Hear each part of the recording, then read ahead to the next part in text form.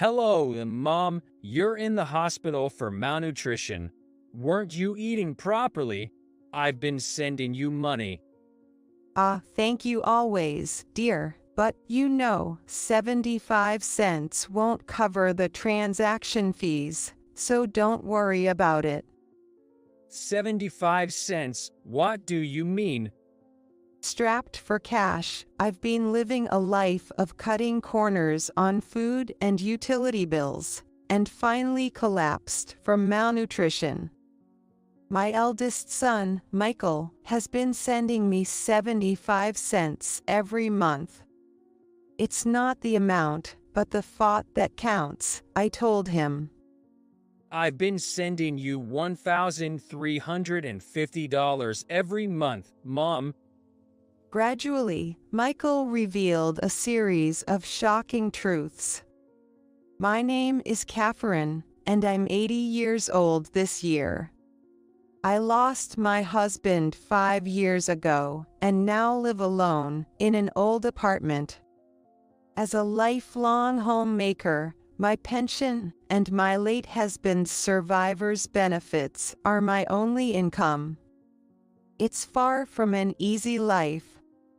I've always cut corners, from food to utilities. I even moved to a cheaper apartment to barely make ends meet. Today, with snow flurries outside, I'm not using the heater to save on electricity.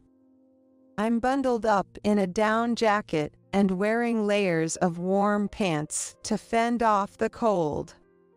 My hands are chapped and bleeding from doing chores with cold water. And my left hand is swollen with frostbite. While tidying up after lunch, my daughter-in-law, Susan, comes to visit. Hi, Catherine. I have your meds for the week. It's the usual $90. Susan comes every week to deliver my medication. Michael also cares for me. He's a busy pharmacist at a major hospital, so it's Susan who tends to me. I used to go to the doctor with Susan, but for the past few years, she's just been delivering my meds. It's cheaper this way, she'd say, but even this expense is a strain on my tight budget. However, I can't stop taking them as I would feel unwell otherwise. Susan used to work in a hospital pharmacy like Michael, but she quit after they got married. Now she works part-time at a local drugstore. I really appreciate your help, Susan. By the way, do you know where the box of crackers I had in the dresser drawer is? The one with the kids' doodles on the lid. I haven't been able to find it since last week. I point to the dresser in the back. I had Susan organize around there last week, but ever since then, I can't find that box. It contained the savings I had painstakingly accumulated over the years. Cracker box, I don't know about that. Maybe you misplaced it. Please don't blame others. Susan, apparently hurt by the suspicion, takes the money for the meds and leaves in a huff. Well, nothing to be done about it. I put the meds away and head to the bank with my cane. It's the end of the month. Since losing my husband 5 years ago, my pension is my only income. Michael, concerned about me, sends a monthly allowance. The bank statement from the ATM always shows a deposit of 75 cents. The amount seems too small, almost less than the transaction fees, but it's the thought that counts. It's hardly enough to make a dent in my living expenses, but I'm grateful for the sentiment. After leaving the bank, I head to my usual greengrocer's. The owner, Johnson, in his 60s and still full of energy, is a familiar face. He often gives me leftover or slightly damaged vegetables at a discount, especially late in the day. Today, I got some bruised turnips, radishes, and wilting spinach. I thanked Johnson and head home to make my secret recipe pickles with the turnips and radish. The pickles, a blend of hobby and frugality, have a flavor and crunch that I'm quite proud of. Dinner is a simple but tasty meal of boiled spinach and pickles. Lately, I've been feeling unwell. Whenever I stand up, I get severe dizziness, and even a little movement causes palpitations and shortness of breath. My nails and fingertips are in terrible shape. Maybe it's because I've been cutting back on food expenses and not getting enough nutrition. I've had health issues before, but I always chalked it up to aging and didn't pay much attention. However, recently, the pain in my body and the severity of my dizzy spells have become unbearable. I called Susan to see if she could take me to the hospital. The hospital for dizziness, that seems a bit much. Well, I am getting on in years, so maybe it's inevitable, but I am worried. I haven't been to a hospital in years. Could you take me? But I'm really busy, you know. Michael is working all the time, too. Can we do it another time? It doesn't seem urgent. I had a feeling she might say no. The nearest hospital is quite far from my house. Being short on funds, I can't afford the consultation fee, let alone the transportation costs. And please don't contact Michael about this. He's at a critical point in his work right now. If there's anything, contact me. With that, Susan hung up abruptly. I sighed and took my medication with cold water. One day, while chatting with Johnson, the owner of my regular greengrocer's, I was suddenly hit by a severe dizzy spell. Unable to support myself with my cane, I crouched down on the spot.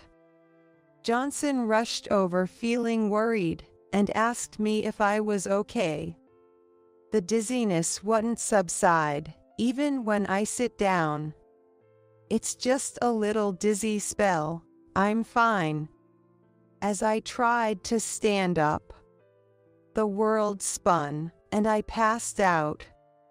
When I woke up, I found myself in a hospital bed, with Johnson sitting beside me. While receiving an IV drip, I learned about the situation from Johnson. He had called an ambulance after I collapsed at the greengrocer's. It seems I slept through the night, as it was already bright outside. The doctor explained that I was suffering from severe malnutrition and anemia. Unbeknownst to me, my bones had become extremely brittle. I wanted to go home early because of the medical expenses, but I was told to stay in the hospital for a week. Catherine, I always told you to eat properly. You scared me, collapsing out of the blue like that. Johnson had always been concerned about my health. I'm sorry for worrying you, but I just don't have the money. Isn't your eldest son a doctor or something? He works at a hospital, so he must have a good salary. Can't he send you some money? He's a pharmacist. He's been sending me money, but... I smiled awkwardly and stayed silent. Michael does send me money every month, but it's such a small amount that it doesn't help much. And the weekly payments for the medication from Susan have significantly depleted my pension. Johnson suggested asking for more money, but I felt uncomfortable asking for more, even from family. But now, with the hospitalization, I was worried about the medical bills.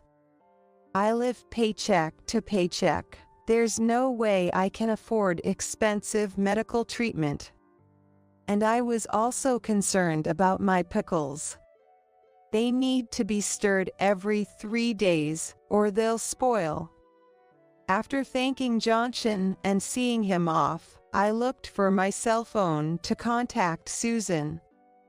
It was out of charge. I don't remember Susan's number, but I have memorized Michael's because it's similar to my home number. Despite Susan's instructions not to contact him, this seemed like an emergency. I borrowed a phone from the hospital and called Michael. Hello. Ah, good. I finally got through to you. It's been a while. Michael, it's your mother. Sorry to bother you during work. I had occasionally called Michael despite Susan's instructions. I just wanted to hear his voice, but for some reason, I never managed to get through. Perhaps he was too busy with work. Anyway, I was relieved that the call went through at such a critical time. Mom, I was wondering who was calling. It's been a while since you've called. Where are you calling from? I hesitated to worry about Michael, but I confessed I was in the hospital. Surprised, Michael listened as I briefly explained how I had collapsed and ended up hospitalized. Malnutrition. But, Mom, haven't you been eating properly? I've been sending money for that reason. Yes, thank you always. I truly appreciate it. But, 75 cents. It's less than the transaction fees, so don't worry too much about it. 75 cents? Transaction fees? What? What do you mean? Confused, Michael listened as I thanked him for the 75 cents he sends each month and expressed how it's the thought that counts, not the amount. He listened silently. I thought I was sending you more than that. Michael finally managed to say that after a pause. Wait a minute, but you said malnutrition, right? Weren't you going for monthly checkups? You should be getting medication, right? Hasn't the doctor said anything? I do get medication. Susan brings it to my house every week, but I haven't been to the hospital in years. Recently, I've been having severe dizziness and palpitations, and I wanted to go, but Susan said she was too busy, and we should do it another time. Medication. Every week. Michael, are you there? Michael was muttering something to himself on the phone. I wondered if something was bothering him. Anyway, I know you're busy, but when you have time, could you bring me some clothes and my insurance card? And could you mix the pickles every 3 days? Okay, I got it. I have the keys to the house, so I'll leave work early and head there. Don't worry about the hospital bills. I'll be there by this evening. While I was puzzled by Michael's unusual tone, I was grateful that he could come so soon. Thank you. Remember, wash your hands thoroughly before mixing the pickles. Mom, I'm here. How are you feeling? Are you okay? After our phone call, Michael arrived by mid-afternoon.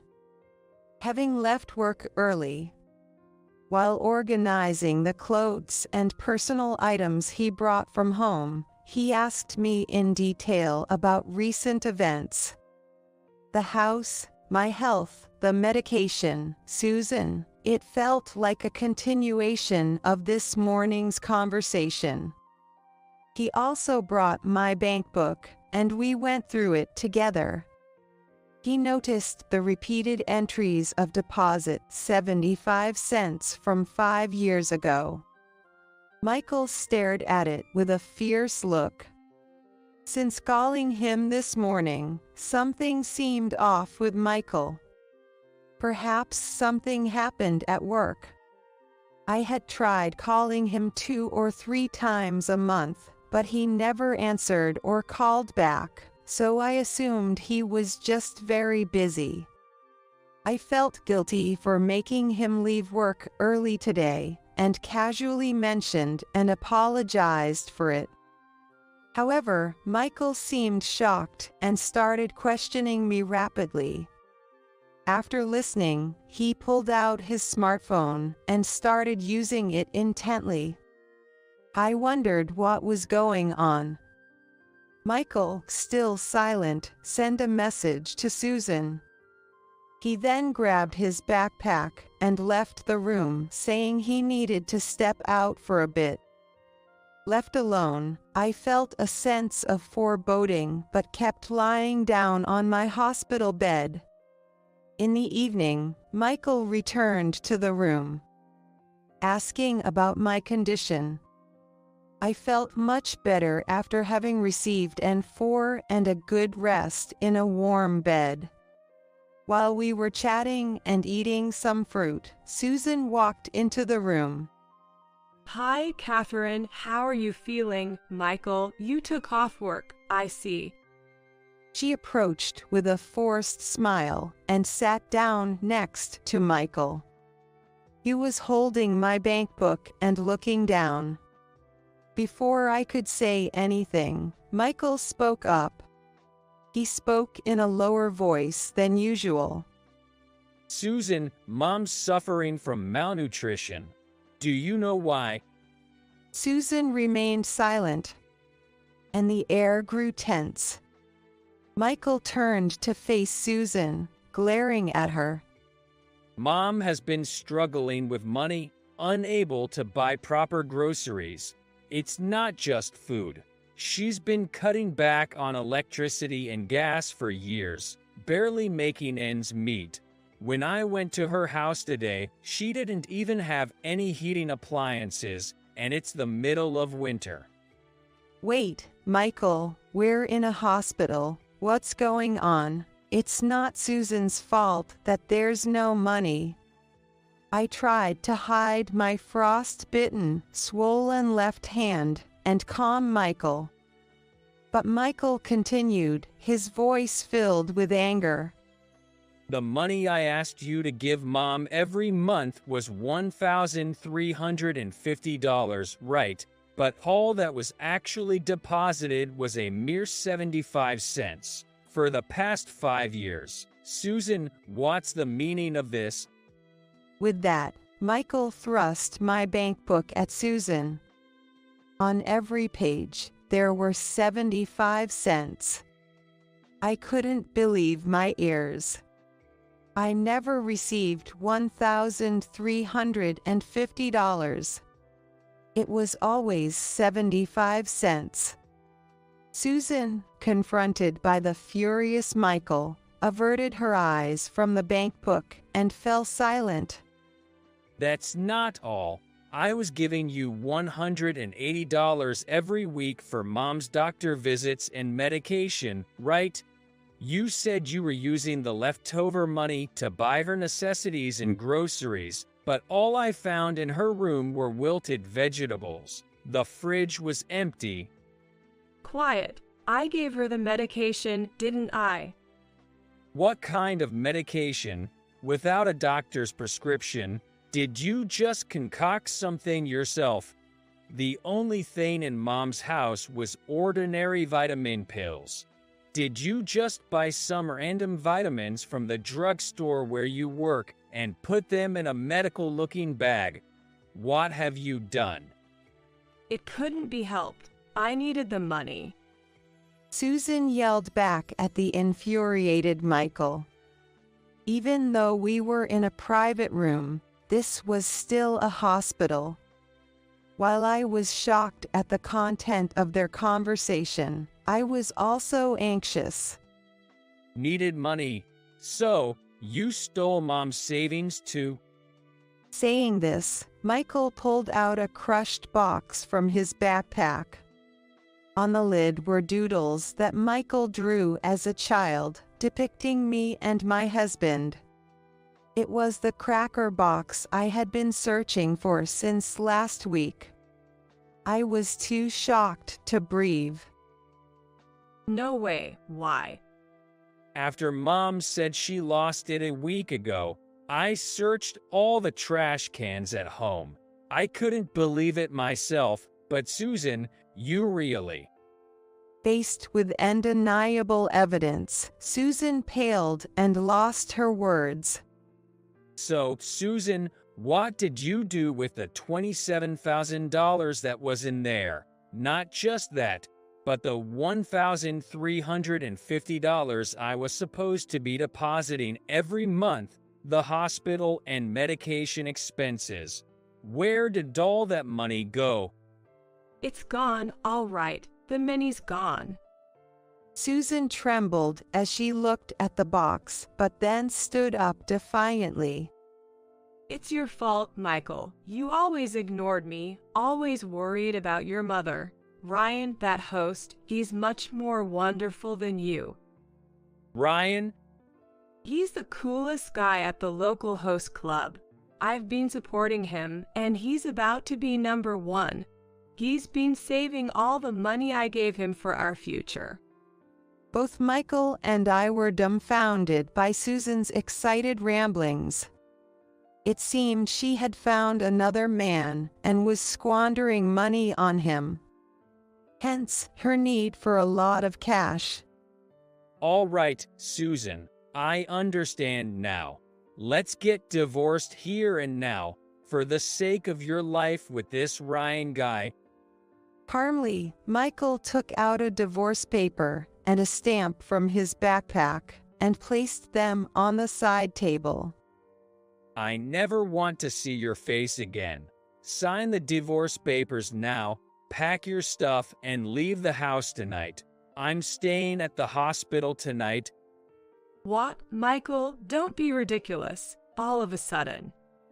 Susan, do you even realize what you've done? Falsifying medication, stealing money. If you don't want to get divorced, I can take this to the police right now.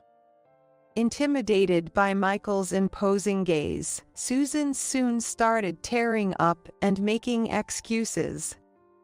I had no choice. The part-time job wasn't enough.